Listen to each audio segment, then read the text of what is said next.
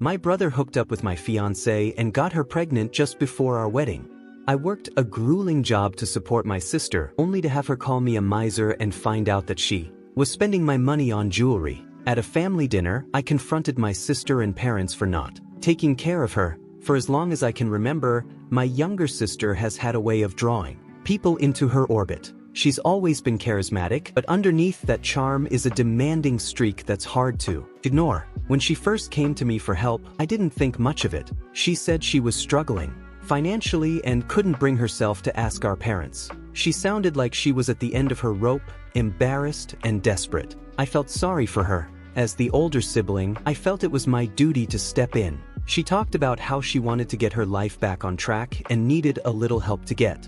I agreed to help her financially, thinking it would be a temporary thing. After all, she's my sister and family is family. At the time, I was working long hours at a sawmill, a job that left me physically exhausted at the end of the day. It wasn't glamorous work, but it paid the bills. It wasn't easy supporting her, but I told myself it was worth it. She was young, trying to figure things out, and maybe this was the boost she needed. As weeks turned into months, her requests didn't stop. At first it was small things, money for gas or groceries. Then it escalated. Her cell phone broke and she needed a new one. She wanted tickets to an event she couldn't miss. There were always unexpected emergencies, and I was the one footing the bill. Sister's requests became more frequent and less reasonable. It seemed like every week there was something new. If it wasn't a broken phone, it was a bill she forgot to pay or an event she just had to attend. It had a way of making it sound urgent, like her life would completely fall apart if I didn't step in.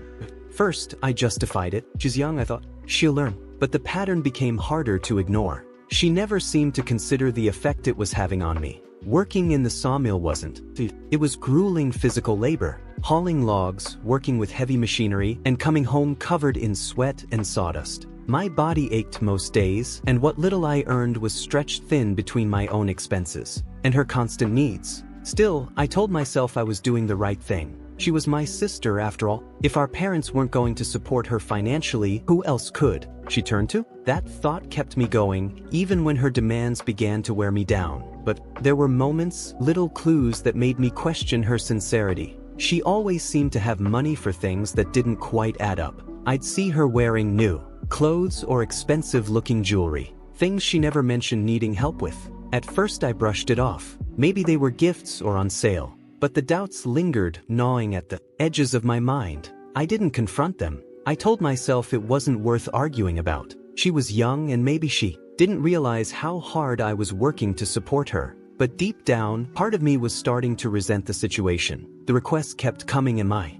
patience wore thin. Each time my phone buzzed with a message from her, I felt a mixture of fear and frustration. What was it this time? Another emergency? Another unexpected expense? She always made it seem like her life depended on my help. One week it was money for car repair, the next week it was for groceries, and the week after that it was for a last-minute trip she had to take to us. It didn't matter that I could barely keep up with my own bills. She always found a way to make her problems feel more urgent than mine. I began to notice patterns that didn't sit right with me. While I was breaking my back at the sawmill, she was out with friends, posting pictures of her nights out on social media or showing off new purchases. It didn't make sense. She was struggling so much. How could she afford these things? I began to suspect that she wasn't being completely honest with me. But every time I thought about bringing it up, I stopped myself. Confronting her would only create tension, and I didn't want to be the bad guy. Instead, I swallowed my doubts and kept sending the money, telling myself it was just a phase she'd grow out of. Still, the resentment grew.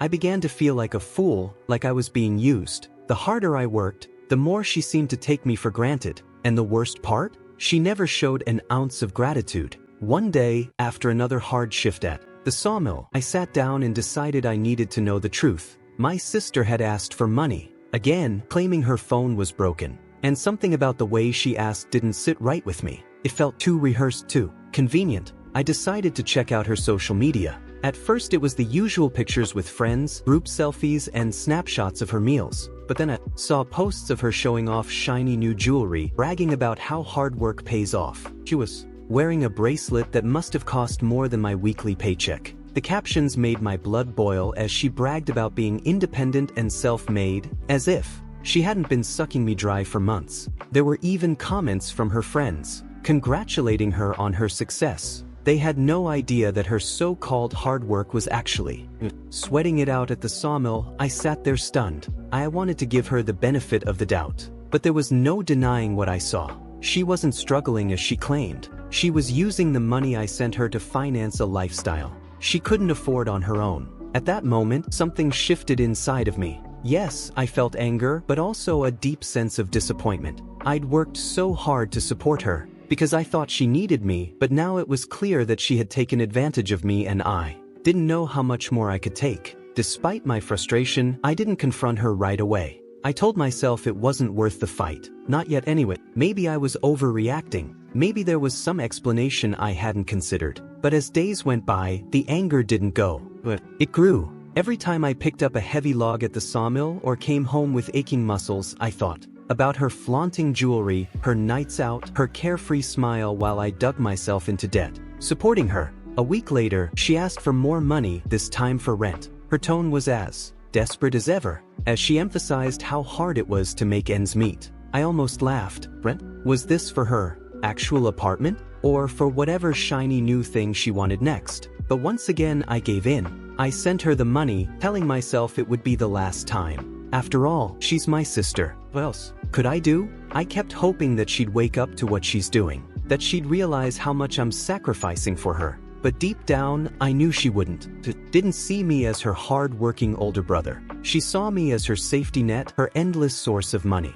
I began to resent myself as much as I resented her. Why did I keep giving in? Why couldn't I just say no? I knew I was being taken advantage of, but couldn't bring myself to stop. That's when I decided I'd had enough. If she was going to keep asking for money, I had to set limits. I didn't know how yet, but knew something had to change. The next request came sooner than expected. My sister called me, her voice dripping with urgency, claiming she needed money for medical bills. She said it was serious, something she couldn't afford to put off. Naturally, I was skeptical. After everything I'd seen, it was hard to take her at face value. Still, the idea of a medical problem tugged at my sense of responsibility. I couldn't ignore the possibility that this time she might actually need my help. Reluctantly, I sent the money. It wasn't a small amount. It cost me an extra shift at the sawmill and meant putting off one of my own bills. Less than a week later, I saw her post a picture on social media showing off a new designer purse. The caption, "When hard work pays off." I stared at the screen, feeling disbelief mixed with anger. She wasn't even trying to hide it anymore. She'd taken my money, lied about why she needed it, and used it by herself. Luxuries. The medical bill. Clearly just another story she'd made up to guilt me into opening my wallet. Then came the real kicker. She started posting stories, bragging about how she never has to worry because she always figures things out. One day I even joked about how people will do anything if you know how to ask. It didn't take much to connect the dots. She was talking about me. That was the moment I decided I was done. It wasn't just the lies or the entitlement. It was the sheer lack of respect. She didn't see me as her brother who cared about her. She saw me as a tool, a means to an end. Not long after that, my parents invited everyone over for dinner. It was supposed to be a casual family gathering, a rare moment for all of us to sit together and catch up. I wasn't thrilled about going, but I figured it would be easier to show up than to deal with their questions if I didn't. When I arrived, my sister was already there, in full display mode. She was dressed in new clothes, her fingers glittering with rings I'd never seen before, and she was carrying the designer purse she'd raved about. She greeted me with a smug smile, as if daring me to say anything. Throughout the dinner, she dominated the conversation, bragging about her accomplishments and how well things were going for her. She talked about how she was finally independent and how she had managed to keep her head above water even in tough times. The more she talked, the harder it was to control my anger. My parents ate it all up. They nodded in agreement, proud of how their daughter had made it on her own. It was as if they didn't realize or didn't care that none of it was true. At one point, she turned to me with a sharp comment about how I was always so tight with money. She laughed as she said it, but there was an edge to her tone that made it clear she wasn't joking. That was it. All the frustration and resentment I'd been holding in boiled to the surface. Her words hit me like a slap in the face. After all I had done for her, sacrificing my time, my energy, and my money, she had the audacity to call me tight on money and laugh at me in front of our parents. I couldn't hold back anymore. I put down my fork, looked right at her, and told her exactly how I felt. I laid it all out. The money I'd given her, the lies she told, and the way she'd spent it on frivolous things while pretending to struggle. I told her how much her behavior had hurt me, how ungrateful and selfish she'd been, and how I was done being her personal ATM. The room fell silent. My parents stared at me in shock. My sister's smug expression vanished, replaced by a mixture of anger and embarrassment. But wasn't done. I turned to my parents and pointed out their role in this mess. I told them that maybe if they'd been more supportive or taught her to take responsibility for herself, she wouldn't have turned to me for everything. I reminded them how often she came to me because she knew they wouldn't say yes, and how they seemed perfectly fine with letting me shoulder the burden. My sister tried to interrupt, but I wouldn't let her. I told her that there were consequences to her actions and that from that point forward, I was done helping her. No more money, no more support, no more nothing. If she wanted to live her independent lifestyle, she could figure it out on her own. After I finished, the tension in the room was unbearable. My sister sat frozen, her face flushed, with a mixture of anger and humiliation. My parents exchanged awkward glances, clearly uncomfortable but unwilling to say much. She finally snapped back, muttering something under her breath about how I was overreacting, and that I didn't get her situation. But the damage was done. Her usual charm and bravado were gone, replaced by defensive bitterness. The rest of the dinner was quiet, almost painfully so. My parents tried to steer the conversation to lighter topics, but no one really engaged. I stayed until dinner was over out of respect for them, but as soon as I could, I made an excuse to leave. On the drive home, I felt a strange mixture of emotions. Relief. Finally, I had stood up for myself and put an end to their manipulation, but also lingering sadness. She was my sister, and part of me wished it could have been different. In the days following dinner, my sister didn't contact me. At first I thought maybe she was thinking about what I'd said, realizing how her actions had affected me. But as the silence continued, I began to understand that wasn't the case. When I looked at her social media, it was clear that she wasn't sorry. She'd posted cryptic messages about how some people can't handle strong women and family isn't always there when you need them. Her friends flooded the comments with supportive responses, unaware of the reality. I wasn't surprised, but it still stung. Instead of taking responsibility, she played the victim, painting me as the bad guy for finally standing up for myself. I did hear from my parents. My mom called to ask if I really had to make such a scene at dinner. She didn't defend my sister outright, but there was an undercurrent of disapproval in her tone. Father didn't say much, but his silence spoke volumes. Despite their reactions, I didn't regret what I'd done. For the first time in a long time, I felt in control of my life. I had one less financial burden to worry about and didn't have to dread her constant demands. But the distance between us felt permanent, and I wasn't sure if that was a good or bad thing. The weeks that followed were quieter than I'd expected. My sister didn't reach out to me, and neither did my parents, except for a few brief and neutral conversations. It was as if everyone was trying to avoid the fallout from that dinner by pretending it hadn't happened. For me, it was a relief. Without my sister constantly asking for money, I had more room to breathe, both financially and emotionally. I finally started saving for things I'd been putting off, like fixing my car and even planning a short trip to take some time for myself. But it wasn't just about the money. There was a mental clarity that came from no longer feeling obligated to solve someone else's problems. For years, I'd carried the weight of her needs, telling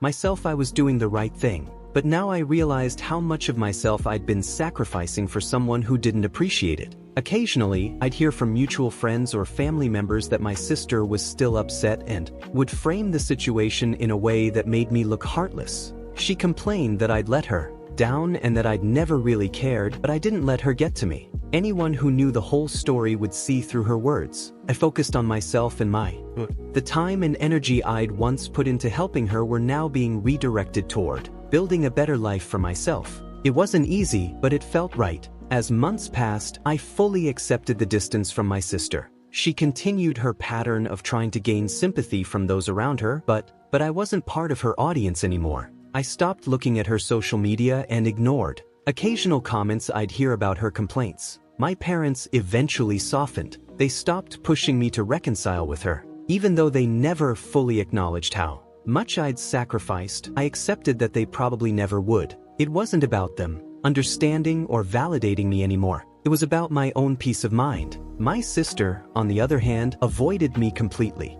Family gatherings, she kept her distance, acting as if I'd done her an irreparable wrong. The irony was almost amusing. She had taken advantage of my generosity for so long, yet somehow I was the villain in her story. But I didn't care. The burden was gone, and for the first time in years, I felt free. I no longer had to worry about her latest emergency or endless demands. My finances were finally stable, and I began focusing on things that really my work, my hobbies, and my own future. In the end, I didn't regret helping her. She was my sister, and at the time, I thought I was doing the right thing. But I've learned an important kindness without boundaries isn't kindness. It's a recipe for resentment. Setting limits didn't make me a bad person. It made me stronger. Life moved on, and so did I. My sister may never see things my way, but that's her problem, not. At least now I could finally say I'd done everything I could, and that was enough.